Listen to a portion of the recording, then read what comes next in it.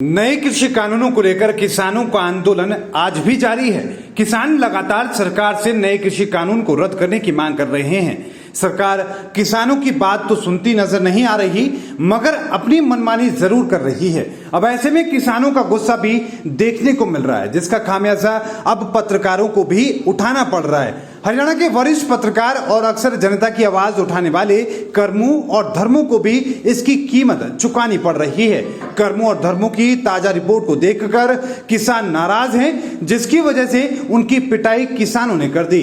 आपको बता दें कि लगातार जिस तरीके से किसान आंदोलन को लेकर जिस तरह की कवरेज अक्सर बाकी के जो पत्रकार हैं कर्मों धर्मों कर रहे हैं, उसको लेकर सवाल लगातार उठ रहे हैं। लगातार पूरे हरियाणा ही नहीं बल्कि पंजाब, उत्तर प्रदेश सहित देश के तमाम जो राज्य के किसान हैं आज भी नए कृषि कानूनों के खिलाफ धरने पर बैठे हैं। किसानों की सीधी मांग है कि नए कृषि कानूनों को रद्द किया जाए, लेकिन बढ़ते कोरोना संक्रमण को देखते हुए कई जगहों पर पुलिस और सरकार के दबाव की वजह से किसानों को उनके आंदोलन को खत्म करने की लगातार मजबूरी देने की कोशिश की जा रही है। लेकिन किसान अभी भी तमाम निर्देशों का पालन करते हुए अपनी तमाम मांगों को लेकर अपने आंदोलन पर बैठे हैं। लेकिन हाल ही में कर्मों और धर्मों जो कि वरिष्ठ पत्रकार हैं हरियाणा के, उन लोगों ने एक रिपोर्ट तैयार की जिसमें यह दावा किया गया कि अब कई ऐसे आंदोलन कई जगहों पर जो आंदोलन चल रहे थे वो अब खत्म हो चुके हैं। कई जगहों पर अब सुनसान जगह पड़ी है। जिस तरीके से दिल्ली की सीमाओं पर आंदोलन चल रहा था वहां पर किसान मौजूद नहीं है।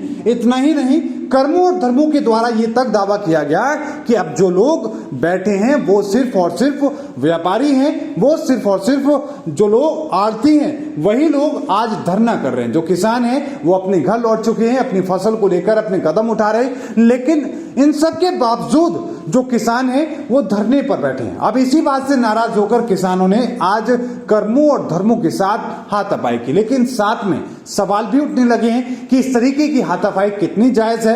लेकिन साथ में सवाल ये भी उठने लगे हैं कि सरकार आखिरकार अपनी मनमानी पर क्यों टिकी हुई है, क्यों आखिरकार किसानों की मांग को नहीं सुन रही है, क्यों आखिरकार किसानों की जो मांगे हैं नए कृषि कानून को रद्द करने की, एमएसपी को लेकर कानून बनाने की, उसको लेकर कदम नहीं उठा रही है। और इस तरह के लगातार जो कदम उठाए जा रहे हैं सरकार के द्वारा लोगों को दबाने के, किसानों को दबाने के, उसको लेकर भी लगातार सवाल उठ रहे हैं। हरियाणा में अगर हम बात करें तो हरियाणा में आज भी भारी संख्या में किसान पूरी अपनी हिम्मत के साथ में तमाम निर्देशों के पालन करते हुए नए कृषि कानूनों का विरोध कर रहे हैं। सीधे तौर पर किसानों की मांग है कि नए कृषि कानूनों को रद्द किया जाए। लेकिन देखना दिलचस्प होगा कि सरकार इन नए कृषि कानूनों के खिलाफ क्या कदम उठाती है, इन नए कृषि कानूनों को कब खत्म करती है। लेकिन साथ में यह भी कि इस तरीके से जो किसानों का जो गुस्सा का सामना लोगों को करना पड़ रहा है, ये भी एक बड़ी चुनौती सरकार के लिए, प्रशासन के लिए है, क्योंकि किसान लंबे वक्त से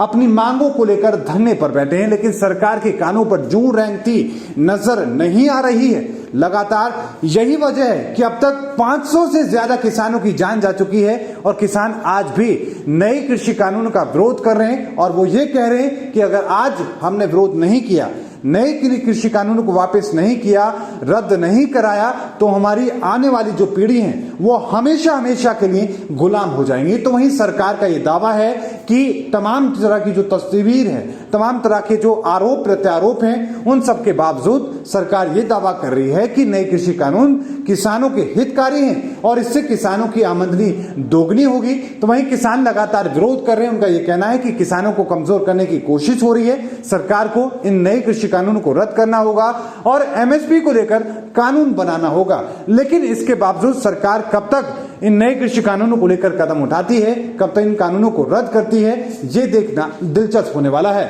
ब्यूरो रिपोर्ट, बिंदास हरियाणा।